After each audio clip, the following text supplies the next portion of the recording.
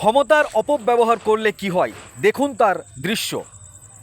একদিন আপনি যখন ক্ষমতায় ছিলেন মানুষের প্রতি অন্যায় করেছিলেন, অবিচার করেছিলেন, মানুষের কাছ থেকে তাদের হকের টাকা ছিনিয়ে নিয়েছিলেন, সরকারি পরিষেবা নিতে গেলে দুর্নীতির টাকা নিয়েছিলেন, মানুষকে তাচ্ছিল্য করেছিলেন, অসহায় গরিব মানুষের সুযোগ বুঝে তাদের কাছ থেকে দুর্নীতি করে টাকা নিয়েছিলেন। তাই আজ মানুষ দেখছে আপনার কোমরে দড়ি বেঁধে পুলিশ নিয়ে যাচ্ছে।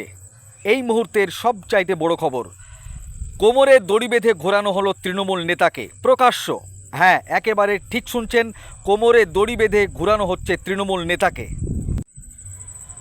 কলকাতা নয়, এবার মালদা জেলার কালিয়াচকে কোমরে দড়ি বেঁধে ঘোরানো হলো এলাকার তৃণমূলের দাপটে নেতা বকুল শেখকে। মালদা জেলার কালিয়াচক এলাকার এক সময়ের কুখ্যাত দুষ্কৃতী বকুল শেখকে কোমরে দড়ি বেঁধে এলাকা ঘোরানোকে কেন্দ্র করে তীব্র চাঞ্চল্যের সৃষ্টি হয়।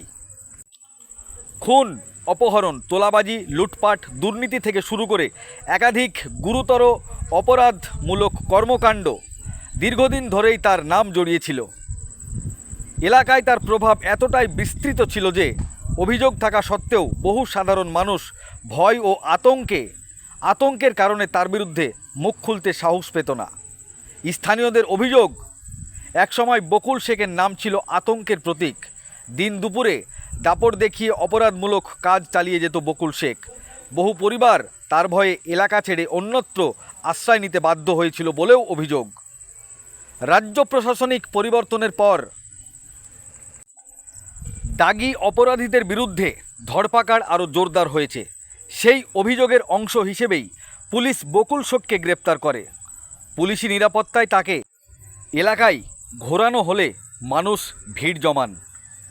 দীর্ঘদিনের আতঙ্কের অবসান ঘটেছে বলে স্বস্তি প্রকাশ করেছে এলাকাবাসী। এই ঘটনা মালদহ জেলার কালিয়াচক এলাকায়।